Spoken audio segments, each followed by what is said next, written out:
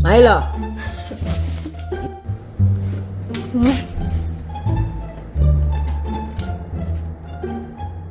You're not going near me. Ow! Not popping? Oh!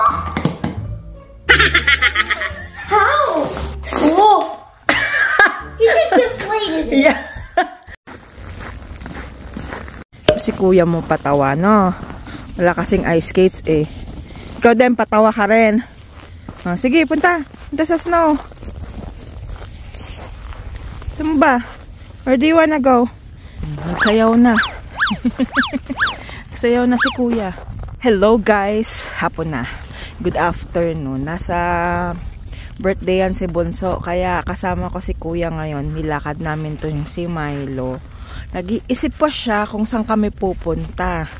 Sabi ko kasi minsan lang kaming magde-date dalawa, mostly kasi si Joem yung kasama ko dahil yung pagka yung mga doctor's appointment. So madalas kami yung kakain sa labas after ng appointment niya. Kaya ito yung pagkakataon namin na mag-bonding kaming dalawa. Kasama si Milo muna ngayon. Mamaya iwanan namin siya sa bahay. Nilalakad namin muna siya para mamaya tulog lang siya pag iniwanan namin. Right, Milo? Punta ka nga daw kay kuya. Oo. Mamaya madulas ka dyan, anak ko. Be careful. Oh.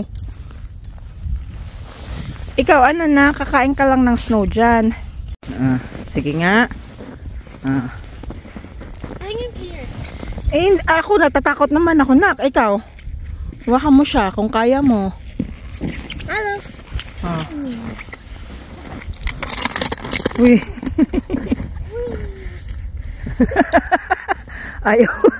Ayaw niya ata, nadudula siya.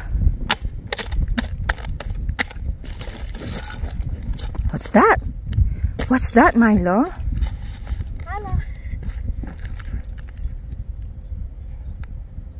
Ay, kinain! Loko!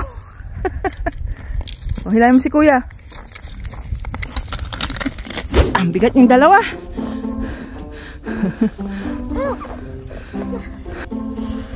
Puro pala snow yung nandyan. Puro pala snow yung nandyan.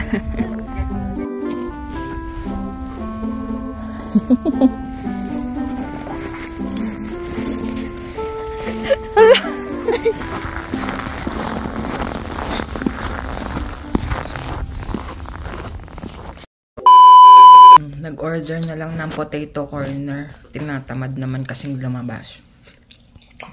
Kasi itong dalawang maliit. Sweet corn at saka barbecue. Tapos si kuya, favorite niya.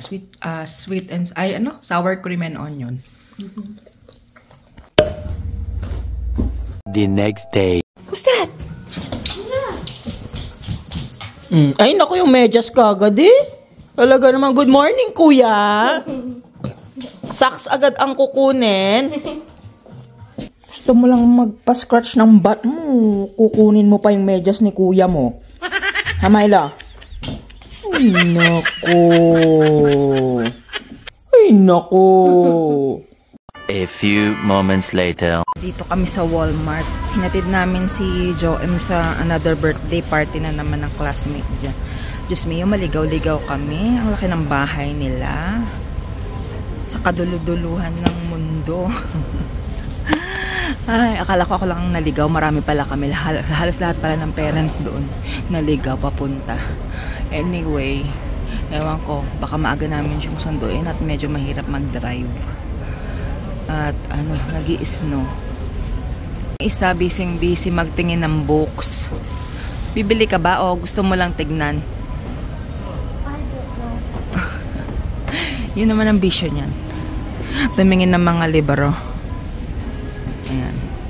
Ayan, holler. I-haul namin yung pinamili namin sa Walmart ni kuya. Game, kuya, give me. Give me. Grabe naman yun. Ayan yung gatas nila para sa kanilang hot choco. At saka, isa na? Para sa... Oh, hirap na hirap yan. Ito ay, what is this? Lactose free na half and half cream.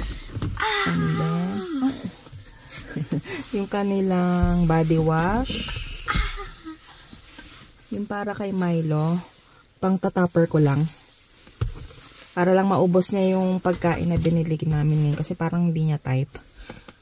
Gusto niya yung sa ano, binibili kong Kirkland sa Costco. Ito. Ano, naglaway itong isang to. Try daw namin. Oo nga. Favorite ko rin yung Toblerone. Di dalawa tayo. But I didn't have saliva. I wasn't like drooling with saliva. Irish Spring. Wait. Sige, ayan, pakita mo. Yan, mac and cheese. Sige, lagay mo muna dyan. Tapos, yung ating, alam nyo na. Tapos, ito yung Cheez-Its. mga Cheez-Its. Ipapadala sa Pilipinas sa aking modra. Tapos, ano pa na? Yung wipes. What else? Yung slipper ni Kuya. Kasi nginat-ngat na ni Milo yung mga tsinelas niya. Ayan. Last but not least. Ano? Nana's food. Ay, bumili kami sa Tinis. Ginamit niya ang aking card. Ang alin pa? Ay, hindi. Dala natin. Dito na kami nag-haul kasi para hindi na kami kulitin ni Milo dun sa loob. Para pagdating dun, diretso pasok na. Diba? Ayan. Maya-maya na naman, susundo na naman kami dun sa napakalaking bahay na kaklase ni Joem.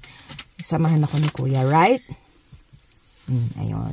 Ayun lang for today's video. Bye-bye! O, tignan mo tong aso na ito. Tumiksik sa akin.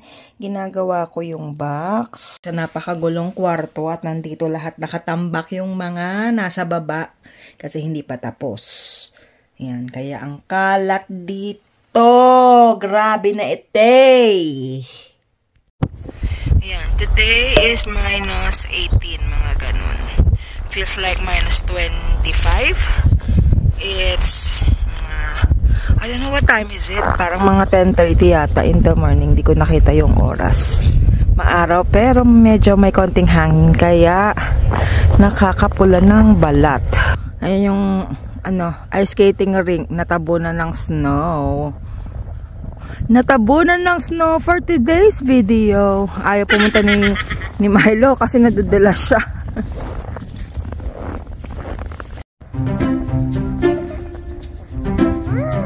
Niloloko mo na naman si Milo.